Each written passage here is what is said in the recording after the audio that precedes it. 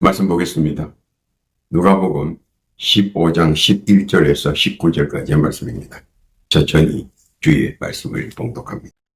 또 가라사대 어떤 사람이 두 아들이 있는데 그 둘째가 아비에게 말하되 아버지여 재산 중에서 내게 돌아올 분깃을 내게 주소서 하는지라. 아비가 그 살림을 각각 나눠 주었더니 그 며칠이 못되어 둘째 아들이 재물을 다 모아가지고 먼 나라에 가 거기서 허랑방탕하여 그 재산을 허비하더니 다 없이 한 후 그 나라에 크게 흉년이 들어 저가 비로소 궁핍하니라. 가서 그 나라 백성 중 하나에게 붙여사니 그가 저를 들러 보내어 돼지를 치게 하였는데 저가 돼지 먹는 지연 열매로 배를 채우고자 하되 주는 자가 없는지라. 이에 스스로 돌이켜 가로되 내 아버지에게는 양식이 풍족한 품꾼이 얼마나 많은고 나는 여기서 주려 죽는구나. 내가 일어나 아버지께 가서 이르기를 아버지여 내가 하늘과 아버지께 죄를 얻었사오. 지금부터는 아버지의 아들이라 일컬음을 감당치 못하겠나이다. 나를 품꾼의 하나로 보소서 하리라 하고. 아멘. 이 말씀은 우리 구주 예수님의 말씀입니다. 기도합니다. 하나님 아버지 감사합니다. 오늘도 주의 말씀으로 새 힘을 얻게 하여 주옵소서. 말씀 충만, 은혜 충만, 능력 충만이 기쁘고 복된 시간으로 인도하여 주옵소서. 특히 못된 사탄마귀 귀신들의 모사가 일체 틈타지 않게 하시고 오직 주의 뜻과 섭리와 영광만이 풍성한 복의 장중되게 하옵소서. 시종을 주께 의탁하오며 우리 구주 예수님의 이름으로 기도하옵나이다. 아멘. 할렐루야. 지난 한 주간 주 안에서 평안하셨습니까? 오늘 한 주간도 주 안에서 강건하시고 계획하시는 모든 기도의 제목들이 이루어지는 복된 주간 되시기를 우리 구주 예수님의 이름으로 축원합니다. 요즘은 너무 많은 소식과 알림들에 대한 홍수로 갈피를 잡지 못할 때가 허다합니다. 한결같이 일리 있는 말이나 사실 도움이 되거나 권면이 되는 말들이 너무 많아 선뜻 선택하기가 쉽지 않습니다. 이 말도 맞고 저 말도 맞고 갈피를 잡기가 심히 어렵고 힘이 듭니다. 너무나 색다른 자기만의 표현 방법으로 일반적으로 볼 때는 헷갈리는 부분들이 많으라고 또 자기 색깔을 분명히 하려다 보니 비교되는 언어 유희로 자칫 편가르기식으로 오인할 부분들이 많이 상존합니다. 그뿐만 아니라 현대는 너무 빠르게 변화하고 있다는 것입니다. 가속이 붙은 것 같이 잠시 한눈이라도 팔 것 같으면 벌써 저만치 떨어져 낙오되는 처지가 되어버립니다. 그래서인지 이를 빨리 감지하지 못하는 사람들은 두 눈 뜨고 코 베어가도 모르는 시대가 되어가고 있습니다. 세상이 점차 완악하게 변하고 있는 것은 아닌지 두렵기도 합니다. 예전 겨울에 두꺼운 동복을 입고 화롯불을 쬐다가 옷이 타들어가 살을 태워도 잘 인식하지 못하다가 뜨거움에 깜짝 놀라 황급히 옷의 불씨를 끄지만 이미 살은 되어버린 쓰라린 경험들을 했을 것입니다. 그만큼 정보의 혼돈 속에서 많은 사람은 정보의 오류에 자신도 모르게 혼이 난 경험이 있어 극히 조심하거나 아예 등한시해버립니다. 그런데 그렇게 한다고 우리에게 유익이 오는 것은 아니고 또 방책이 되는 것도 아니며 자칫 잘못하면 해가 더 많아질 수 있다는 데서 큰 불안이 엄습합니다. 그만큼 빠른 정부의 홍수 물결을 지혜롭게 견뎌내야 한다는 숙명에 처하게 되어버렸습니다. 내 것을 지키려는 최고의 수단이기에 어쩔 수 없이 배우면서 따라가야 하는 숙제이기도 합니다. 그만큼 세상은 점차 우리를 가만히 놓아두지 않고 변화무상의 요지경 세상에서 살아남아야 한다는 것을 은연중 암시하는 것입니다. 그래서 변화무상의 요지경 같은 세상에서 살아남는 방법의 한 가지는 홀로서기가 중요한 변수를 차지합니다. 그리고 경험하고 배운 만큼의 더 큰 수확은 없기 때문입니다. 백문이 불여일견이 대세가 되는 세상입니다. 소입고 애양간을 그래도 고쳐야 한다는 것이 숙명이기 때문입니다. 그런데 항상 홀로서기나 자수성가의 여정에는 큰 장애가 있는데 바로 오늘 본문의 말씀처럼 잘못하면 쪽박을 잘 수 있다는 것입니다. 다시 말하자면 실패로 인해 엄청난 시련과 고난 그리고 고통과 난관이 항상 뒤따른다는 사실입니다. 또한 혹세무민의 거짓과 은희유회의 기만수책이 판을 치고 있다는 것입니다. 그것을 진작 인식했다면 결과가 달라지지만 전혀 인지하지 못했다면 값비싼 수험료를 낼 수밖에 없는 것입니다. 누군들 망하고 싶어서 누군들 실패하고 싶어서 그러냐고 반문할 수 있습니다. 모두들 같은 생각들입니다. 잘 되고 싶고 성공하고 싶고 대박의 주인공이 되고 싶습니다. 그러나 그러한 소박한 바람도 세상은 가만두지 않습니다. 어찌해서든 북풍 한설과 망령 청파에 거스친 세상 유전과 세상 전성과 맞서야 하기 때문입니다. 오늘 본문은 그것을 어떻게 슬기롭게 극복하는 본문을 통해 살펴보면서 말씀 속에 숨겨져 있는 뜻을 깨닫기를 바랍니다. 첫째로 각종 착취를 당한다 하는 것입니다. 일을 배운다는 취지와 일을 가르쳐준다는 취지를 이용하여 노임을 주지 않거나 착취하는 예가 많이 있습니다. 모르는 것을 가르쳐준다는 의미는 좋으나 그 의미를 자기들의 편법과 이용 수단의 한 방편으로 이용되어진다는 것입니다. 첫걸음은 누구에게나 미지에 대한 것일 수 있고 미숙할 수도 있기 때문입니다. 그런데 현재도 일부에서는 그런 편법과 방법들을 많이 이용한다는 것입니다. 알면서도 당할 수밖에 없는 실정입니다. 야곱이 부모의 집을 떠나 먼 친척 집에서 처음으로 급여를 받고 일하기로 합니다. 그런데 처음 약속과는 다르게 급여를 주지 않습니다. 자꾸 이 핑계 저 핑계를 대며 자주 계약을 갱신합니다. 저들이 유리한 방향으로 작성된 계약이지만 야곱의 사항은 어쩔 수 없어 억울하고 기가 차지만 울며 겨자 먹는 식으로 계약을 성사합니다. 그러나 야곱의 일처리 솜씨가 마음에 든 그들은 여러 가지 가문이설로 야곱을 농락합니다. 또 여러 가지 엄해와 갖가지 비방거리로 점차 외면받게 합니다. 최선을 다해 일하지만 여전히 일방적으로 당합니다. 여기저기서 들려오는 갖가지 억청으로 마음고생, 육체적 시련, 생고생합니다. 끝내는 양치기로 변방으로 쫓겨갑니다.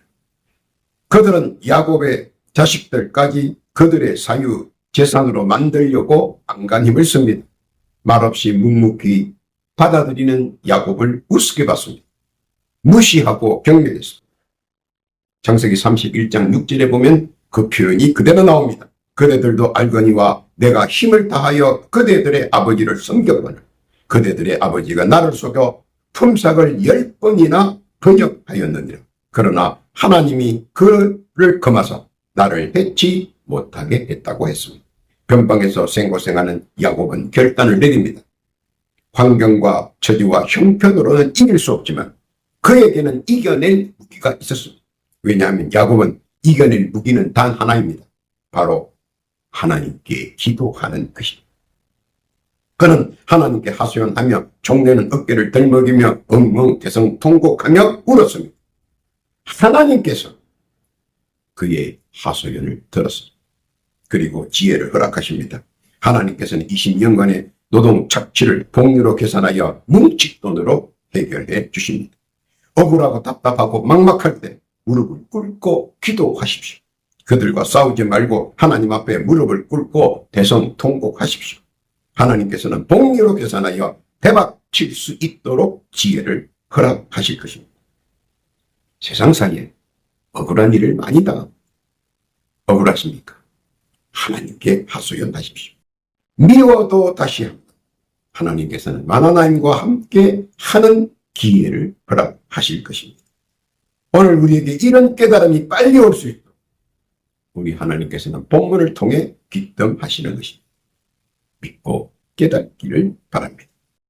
둘째로 믿는 도끼의 발등 지키기입니다.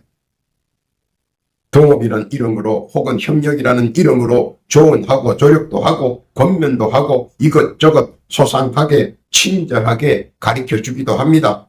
어떤 때는 그들이 나서서 적극적으로 어려운 일들을 처리해 주기도 합니다.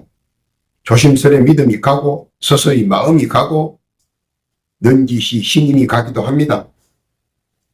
그런데 이때 판단의 기준을 정하지 못한 고통과 시련을 맞이하게 됩니다. 아브라함을 보면 롯을 통해 믿는 자에게 발등을 지키는 사건을 보게 됩니다. 조카라 인척이라 신임했습니다. 그런데 그는 알짜는 모두 다 빼갑니다. 어쩔 수 없이 모두 타의적 자의적으로 빼앗겨 버립니다. 마음에 크나큰 고통을 당하고 견딜 수 없는 시련을 겪습니다. 그리고 쓰리고 아픈 마음을 주체할 수 없습니다. 판단의 기준이 인척이라 느슨했기 때문입니다. 그래서 환난의 고통을 맛보게 됩니다. 그러나 그는 그 모든 환난을 믿음으로 이겨냅니다. 하나님께서 여기까지 인도해 주셨는데 하나님의 더 큰 뜻과 섭리가 있겠지 하고 말입니다. 믿음은 바라는 것들의 실상을 이루게 해줍니다. 이것이 믿음에 대한 상관관계입니다. 믿음은 태산을 옮길 수 있고 믿음은 하고자 하는 갈망을 이룰 수 있도록 촉매제 역할을 한다는 것입니다.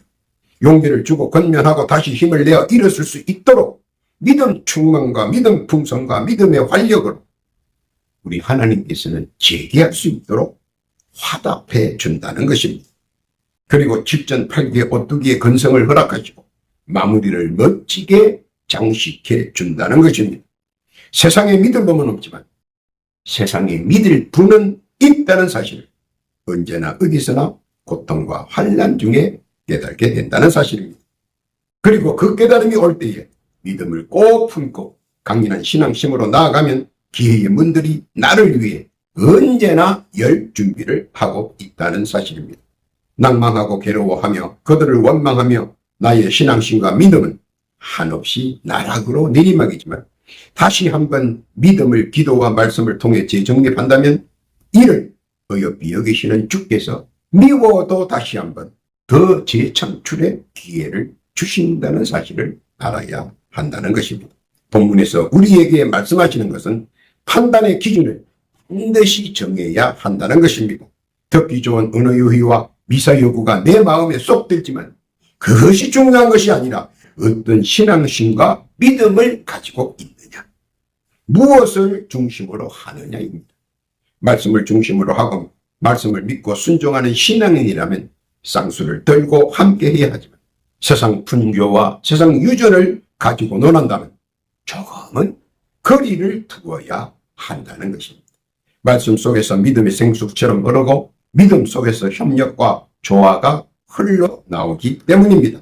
그리고 협력과 조화는 대박의 전초이기 때문입니다. 무슨 뜻인지 믿고 깨닫기를 바랍니다. 본문의 숨은 뜻 잘 깨닫기를 바랍니다. 세 번째는 항상 소송에 휩싸여서 괴롭히기. 소송거리를 찾아다니는 사람들은 현대에 들어 부쩍 많아졌습니다. 보통 사람들은 소송을 끓이는 것과는 정반대입니다. 왜 그들은 소송을 좋아할까요?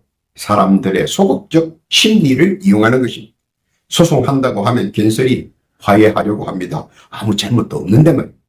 왜냐하면 소송이라는 것들이 자기들의 일상을 흔들 수가 있기 때문입니다. 또 주위에 평판과 소문이 안 좋아지기 때문이기도 합니다. 사람들은 보통 이렇게 말합니다. 아니땐 굴뚝에 연기가 날까 하면서 괜스레 이웃의 소문거리가 되고 동네북이 되고 캥과리가 됩니다. 그래서 사례사리부터 이상한 괴물로 만들어버립니다. 그래서 좋은 이웃을 만나면 복이라고 했습니다. 지혜가 있는 사람들은 이사를 한 후 좋은 환경과 좋은 이웃을 만나게 해달라고 금식 기도까지 하고 그런답니다. 그만큼 중요한 것이 이웃이 이웃 간의 관계가 안 좋으면 두고두고 후한 거리가 산을 이룹니다. 그래서 대부분 이웃과의 관계를 중요시합니다. 그런데 불행하게도 이삭은 좋은 이웃을 만나지 못했습니다. 왜냐하면 이삭이 우물만 파면 물이 나오고 이를 시기 질투하는 사람들은 소송을 합니다. 그 이유는 자기들의 우물은 건기철만 되면 물이 말라 사람이나 가축이나 물이 없어서 곤욕을 치릅니다. 그런데 이삭의 우물은 언제나 건기철이든 언제든 마를 날이 없이 풍성하게 물들이 고여 있기 때문입니다. 그런 것을 보면 그들은 이삭의 우물과 함께 나눠 먹으면 되는데 그렇게 하지 못하고 시기 질투와 배를 아파합니다. 그리고 각종 핑계를 대고 사사건건 시비를 겁니다. 그리고 소송거리를 만듭니다. 그로 인해 수많은 고난과 시련을 이삭은 당합니다. 그래서 이삭은 다투기 싫어 그들의 요구를 들어주고 떠납니다. 그들이 원하는 다른 곳으로 척박한 곳으로 가서 우물을 파면 또 생수가 철철 흘러 넘칩니다. 놀란 그들이 물어봅니다. 어떻게 그렇게 될 수 있는가 말입니다. 자기네들은 아무리 좋은 것을 파도 건기철이 되면 물이 마르고 물이 없어서 쩔쩔매는 척박한 곳에 가서 우물을 파는 이삭은 파기만 하면 풍성이요 건기철에도 물이 풍성하다는 것에 대해서 그들은 너무 아연실생 놀랍니다. 그리고 이렇게 물어봅니다. 어떻게 그렇게 될 수 있는가 하고 말입니다. 우리는 아무리 깊게 파도 나오지 않는 생수가 이삭이 파면 1년 12달 철철 물이 흘러 넘칩니다. 그러자 이삭은 말합니다. 어떤 상황에서 하나님께 대한 감사가 끊임이 없고 하나님께 대한 찬양이 끊임이 없다고 말입니다. 그 어떤 형편과 처지와 상황 속에서도 여기까지 있게 해주신 여호와 하나님께 감사하고 또 여호와 하나님의 말씀을 상고하며 앞으로 다가올 기쁜 소식에 찬양하며 내일의 희망과 소망에 들떠 있어 이런 기쁨 속에 솟아나는 충만하고 풍성한 생기는 언제나 육신을 새롭게 강하게 한다는 것입니다. 실망하지 않는다는 것입니다. 피곤치 않다는 것입니다. 지치지 않다는 것입니다. 약속의 기쁨이 내려질 때까지 최선의 노력을 경주한다는 것입니다. 감사함으로 말입니다. 그러자 그들은 갑자기 두려워하고 친교 맺기를 자청합니다. 여호와 하나님의 능력을 두려워하기 때문에 저들이 만들고 저들이 파놓은 올무와 함정을 저지하시고 더하여 역행케 하시고 우리들의 안위를 지키시는 하나님. 굳건한 신앙으로 믿음과 찬양과 약속의 언약의 말씀들을 묵상할 때마다 말씀이 능력을 발휘하여 소망과 간절함을 이루게 함께 하신다는 사실을 믿으시기를 바라시는 것입니다. 사람들이 만든 어떤 올무와 함정 그리고 계교는 결코 여호와 하나님께서 보고만 계시지 않기 때문입니다. 찬양을 하는 자, 말씀을 묵상하는 자, 그리고 조용히 말씀을 상고하는 자에게는 믿음의 실상을 분명히 똑똑하게 보여준다는 것입니다. 가는 곳마다 생수가 넘치게 우물을 파는 이삭과 같이 말입니다.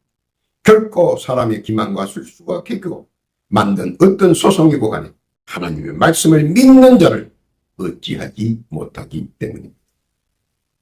잠언서 15장 3절 이하에 보면 여호와의 눈은 어디서든지 악인과 선인을 감찰하신다고 했습니다. 그것은 우리 주께서 마하나임으로 철저히 막아주시고 지켜주시기 때문에 본문을 통해 철저히 깨닫기를 바랍니다. 네 번째는 누명 씌우기로 괴롭히기입니다. 가장 무서운 것은 여자를 통한 계략과 농락입니다. 삼손이 당했고 다윗이 당했고 솔로몬이 당했습니다. 현대사회에서도 바로 이 문제로 인해 정상에 오르려는 사람들이 낙마하는 걸림돌이기도 합니다. 요셉을 보면 강간하려고 했다고 누명을 씌웁니다. 참으로 어떻게 증명해 보인 근거가 없습니다. 그래서 힘들고 무서운 올무이며 함정입니다. 또한 이에 따라 많은 고초를 당하기도 합니다. 그러나 요셉은 어떤 방법으로 어떤 문제들을 또 이런 문제들을 이겨내었는가? 그것은 평소에 그를 바라보는 사람들의 평가였습니다. 모든 사람들은 그럴 리가 없다는 중론입니다. 그럴 수가 없다는 평론. 그가 그렇게 지지를 받을 수 있었던 것은 그는 시도 때도 없이 언제나 하나님의 말씀을 묵상하는 자였다. 그래서 그는 사람을 대할 때 모든 사람들을 죽게 대하듯 하였습니다. 남녀노소 신분을 따지지 않고 늘 겸손했습니다. 그리고 죽게 하듯 했습니다. 사람은 누구나 자기를 존대해주는 사람들에게 관대합니다. 그리고 좋은 감정을 가집니다. 또 사방에 칭송을 합니다. 칭찬과 칭송이 쌓이면 기적의 실마리를 맛볼 수 있습니다. 하나님을 전심으로 믿는 요셉. 그런 입술을 열면 하나님께 찬양했고 찬송했습니다. 모두 압니다. 요셉은 누구냐? 하나님의 말씀을 묵상하는 자. 신실한 자로 말입니다. 그의 신실함은 죄수도 알고 간수도 알고 간수장도 알고 종래에는 왕도 아는 기적을 산출해 내었습니다. 왕이 의지하는 자가 되었습니다. 누구 덕분입니까? 하나님 덕분입니다.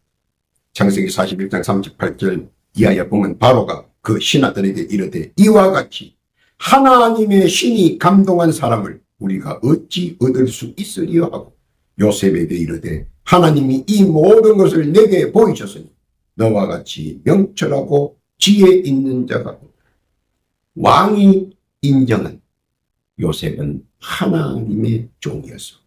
하나님의 사람이었어. 누구를 전심으로 전적으로 의지하느냐? 성패의 관건이 될 수 있고 대박과 쪽박의 선택이 될 수 있기 때문입니다. 세상의 눈으로 환경과 처지와 형편을 바라보고 세상 유전의 바램보다 하나님을 바라보며 신령한 눈으로 바라보는 세상의 숨결은 나아가는 일이 다르다는 사실을 알아야 한다는 것입니다. 누명이나 개교나 계략은 결코 자리를 잡지 못합니다. 무슨 목표로 나아가느냐에 하나님의 불꽃 같은 눈길과 지극한 사랑의 눈길을 주시함이 된다는 사실, 그리고 성령이 함께 한다는 사실. 왜냐하면 보혜사를 이루어 주시기 위함입니다. 보호하시고 지혜를 주시고 가르쳐 주시고 일의 성사를 도모시켜 주시기 위하여 말입니다. 오늘 본문에서 누구를 바라보았느냐? 하나님의 영광이었느냐? 세상의 풍조였느냐? 부귀영화였느냐? 그의 결말이라는 사실을 깨닫기를 바랍니다. 결론입니다. 자수성가나 홀로 서기의 첫걸음에 경험은 노동착취를 당해 생고생을 합니다. 홀로 서기가 될 만하면 믿는 도끼의 발등을 지켜 고통을 당합니다. 자수성가 하려고 하면 근거 없는 업적과 각종 소송을 당해 고난을 겪습니다. 기회가 되면 다양한 시기 질투와 모함으로 고초를 당합니다. 그래서 홀로서기나 자수성가가 힘이 들고 어렵습니다. 모두 주저주저하게 됩니다. 그러나 판단의 기준이 서고 그 기준이 말씀과 함께하고 그 기준이 기도와 함께하고 그 기준이 찬양과 함께하고 그 기준이 찬송과 함께할 때 성삼위 일체께서 만하나님 하나님의 군대를 통해 그 어떤 악의 계교와 계집도 물리치시고 선을 이루게 하신다는 사실입니다. 오늘도 현란한 세상에서 정신없이 사는 우리에게 본문의 비유를 들어 깨닫게 하시는 은혜에 감사하시기 바랍니다. 어떠한 억울한 일을 당해도 믿는 자에게 발등을 지켜도 법정 문제로 괴롭혀도 누명을 씌워도 무릎을 꿇고 말씀을 묵상하고 찬양하며 기도하며 나아갈 때 만군의 여호와 하나님께서 함께 하신다는 사실. 그리고 다 막아주시고 피하게 해주시고 넘어가게 해주시고 견디게 해주신다는 것입니다. 그리고 믿음대로 태산을 옮길 수 있도록 해주신다는 것. 믿음으로 넘지 못함이 없는 강인한 신앙심과 말씀과 함께 내게 능력 주시는 자 안에서 다 할 수 있기 때문에 범사가 강건하며 만사가 형통합니다. 어떤 주간도 이런 은혜와 은총 받아 누리는 복된 신자 다 되시기를 우리 구주 예수님의 이름으로 축원합니다. 기도합니다. 하나님 아버지 감사합니다. 복되고 귀한 말씀으로 깨닫게 하시니 만만 감사를 올립니다. 요지경 같은 세상 만사의 말씀과 믿음과 기도로 헤쳐나갈 수 있게 하여 주옵시고 믿음 안에서 바라고 원하는 것들의 실상을 주 안에서 이루게 역사하여 주옵소서. 능력 주시는 자 안에서 이룰 수 있도록 함께하여 주옵소서. 더하여 기도하옵기는 각자 올리는 간구의 기도 주님 들어주옵시고 각각 응답 내려 주옵소서. 육신의 질구로 인하여 고통받는 모든 이들에게 주의 신유의 권능을 허락하여 주옵소서. 지금 이 시간 육신에 붙어있는 질구와 병고 예수의 이름으로 기도하오니 모두 그 육신에서 물러갈지어다 떠나갈지어다 완쾌될지어다. 감사와 찬송과 영광을 주께 올리며 우리 구주 예수님의 이름으로 기도하옵.